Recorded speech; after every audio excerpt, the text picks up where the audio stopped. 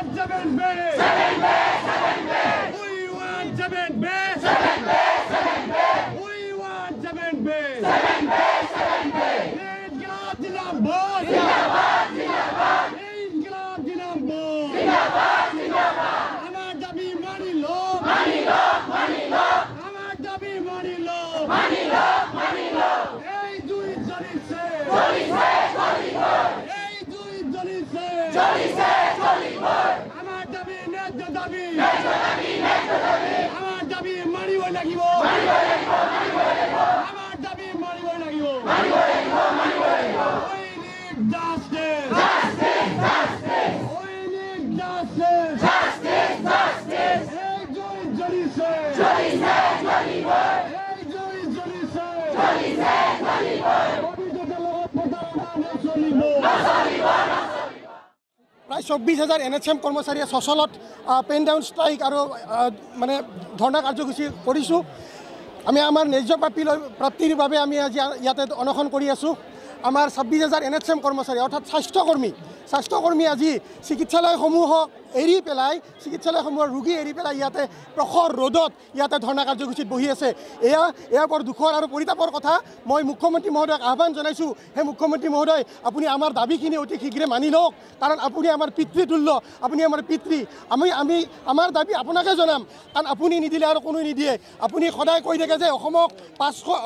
অসম ৰাজ্যক ভাৰতবৰ্ষৰ 5খন উন্নত ৰাজ্যৰ মানে শ্ৰেষ্ঠ ৰাজ্যৰ তালিকাত আপুনি লৈ যাব গতিকে অসম ৰাজ্য যদি 5খন ভাৰতবৰ্ষৰ 5খন শ্ৰেষ্ঠ ৰাজ্যৰ তালিকাত যাব লাগে তেতিয়াহ'লে আপোনাৰ এই স্বাস্থ্যকৰ্মীসকল সন্তুষ্ট হ'ব লাগিব আৰু যদি আপুনি এই আমাৰ 26,000 স্বাস্থ্যকৰ্মীক সন্তুষ্ট কৰে আমাৰ মনোবাঞ্ছা যদি পূৰ্ণ কৰে তেতিয়াহ'লে অসম 5খন ৰাজ্যৰ ভিতৰতে নহয় অসম ভাৰতবৰ্ষৰ প্ৰথমখন ৰাজ্য হ'বগৈ এই আমাৰ স্বাস্থ্যখণ্ডই আমি ইমান দেহে কাম কৰিম মাত্ৰ আপুনি আমাৰ ন্যায্য প্ৰাপ্যখিনি দিবলৈ চেষ্টা কৰক আমি কাক কম কোনে শুনিব আমাৰ কথা আমি ভাবি আমি ৰোগীয়া হৈ পৰিছোঁ আমি মানসিকভাৱে ভাগি পৰিছোঁ স্বাস্থ্যকৰ্মী যদি এখন দেশত এখন ৰাজ্যত যদি মানসিক ৰোগীয়া হৈ যায় তেনেহ'লে সেই মানসিক ৰোগীয়া স্বাস্থ্যকৰ্মীয়ে অইন ৰোগীক কেনেকৈ চিকিৎসা কৰিব আপুনি কথাখিনি দকৈ চিন্তা কৰক স্বাস্থ্যমন্ত্ৰী মহোদয়ক মই আহ্বান জনাইছোঁ আপুনি বিষয়বিলাক বুজিবলৈ চেষ্টা কৰক আমাৰ যিখিনি আহ্বান সেইখিনি আপোনালোকে বুজি উঠক আপোনালোকে সময়ে আমাক কৈ আছে যে আমাক 7 পে কমিশ্যন দিম আমাক গ্ৰেজুৱেটি দিব আমাৰ চাকৰি ৰেগুলাৰাইজ কৰিব কিন্তু সুপৰিকল্পনা থকা বুলিও মুখ্যমন্ত্ৰীয়ে কৈছে যে এই 26,000 কৰ্মচাৰীক ৰেগুলাৰাইজ কৰা তেওঁৰ হাতত সুপৰিকল্পনা আছে কিন্তু তেখেত মুখ্যমন্ত্ৰী হোৱাৰ 4 বছৰ উকলি গ'ল কিন্তু তেওঁৰ সুপৰিকল্পনা আমি ক'তো দেখা নাপালোঁ আমি তেওঁৰ এটা দৃষ্টি আমাৰ প্ৰতি থকা বুলি আমি দেখা নাপালোঁ গতিকে সময় থাকোঁতে মুখ্যমন্ত্ৰী মহোদয় আপুনি আমাক আৰু বেছি দিগদাৰী নকৰিব সময় থাকোঁতে আপুনি আমাৰ যিখিনি দাবী সেইখিনি মানি ল'বলৈ চেষ্টা কৰক আমাৰ মূল এটাই দাবী আমাৰ চাকৰি নিয়মীকৰণ কৰিব লাগে আমি আৰু বেলেগ কথা একো নাজানো আমি বুঢ়া হৈ গ'লোঁ এই স্বাস্থ্যখণ্ডত ঠিকাভিত্তিক চাকৰি কৰি আমি অতি ন্যূনতম দৰমহাত চাকৰি কৰি আছোঁ আমি ল'ৰা ছোৱালীক ভাল স্কুলত পঢ়াব নোৱাৰোঁ আমি ভাল বস্তু এটা কিনিব নোৱাৰোঁ আমি ভাল গাড়ী চলাব নোৱাৰোঁ মাহৰ শেষত গাড়ীখনত তেল ভৰাবৰ কাৰণে আমি ঘৰৰ ওচৰ চুবুৰীয়াৰ পৰা পইচা ধাৰ ল'ব লাগে গতিকে এইখিনি শুনক কাৰণ আপুনি যদি নুশুনে আমাৰ শুনোতা আৰু কোনো নাই গতিকে আমি আৰু যাতে সচললৈ আহিব নালাগে ওলাই দলে বলে এনেকৈ আপুনি ব্যৱস্থা কৰিব বুলি মই নিশ্চয় আশাবাদী ধন্যবাদ हम असम के कर्मचारी समूह 26,000 है सब लोग यहाँ पे एकजुट हुए हैं क्योंकि असम सरकार ने तो 2006 से हम लोग इतना कर्मचारी को NHM में नियुक्ति किया लेकिन अभी तक जितना भी साथ सुविधा है वो अभी तक नहीं दिया जितना भी हमको मिलना चाहिए रेगुलर कर्मचारी जितना मिलता है उन लोग को कुछ नहीं मिलता है थोड़ा लमसम दे के हम लोग को ऐसे ही काम में बैठा के रखा है मोर देन 20 ईयर्स तो इसी क्षोभ में इसी के लिए हम लोग यहाँ पे आज निकले हैं पहले भी 20 फरवरी को हम चसल में आए थे लेकिन तब से अभी तक गवर्नमेंट की तरफ से कुछ भी पॉजिटिव रिप्लाई अभी तक नहीं आया तो आई थिंक आज के बाद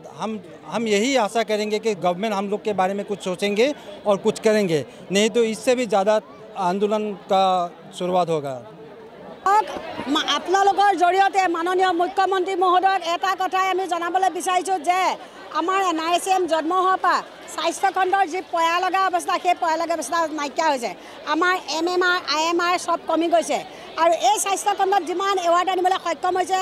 আমাৰ অসম চৰকাৰে গোটেই এইবিলাক NRCMৰ জয়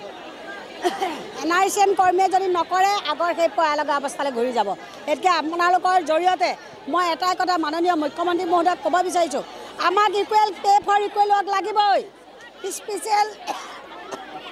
ৰিকগনাইজেশ্যন ড্ৰাইভ দি সকলোকে একেলগে একেদিনাই আমাক এপইণ্টমেণ্ট দিব লাগিব আমাৰ মূল দাবী সেইখিনিয়ে আৰু আমাৰ চাওক এটা কথা আমি যেতিয়া ৰিটায়াৰ হ'ম খালী হাত খালী মোনালৈ ঘৰলৈ যাম আমাৰ কৰ্মচাৰীক এটা চাৰিটা পইচা একোৱেই নাই দুখ লগা বিষয় আপোনালোকৰ আগত কেনেকৈ ক'ম আমাৰ লাজ লাগে আমাক যেতিয়া কোনোবাই সোধে তহঁতি কিমান টকা দৰমহা পাৱ আমি লাজ লাগে নকওঁ সেইটোকে মাননীয় মহোদয়ে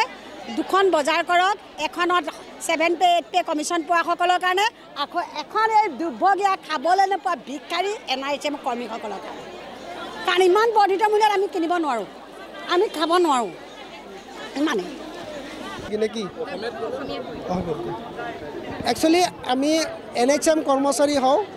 ৰাষ্ট্ৰীয় স্বাস্থ্য অভিযান অসমৰ অধীনত আমি 26,000 কৰ্মচাৰী আছোঁ এই 26,000 কৰ্মচাৰীৰ আমাৰ খুব আছে আমি জোতা দশক ধৰি কাম কৰি আছোঁ আমাৰ কণ্ট্ৰেকচুৱেল হিচাপে কাম কৰি আছোঁ যদিও আমাৰ কোনো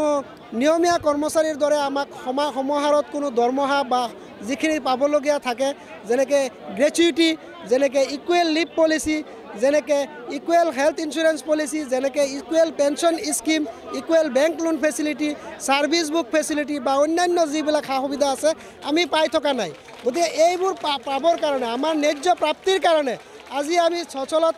সমবেত হৈছোঁ আমি অৱস্থান ধৰ্মঘট কাৰ্যসূচী পালন কৰিছোঁ আমাৰ দাবীবোৰ আমাৰ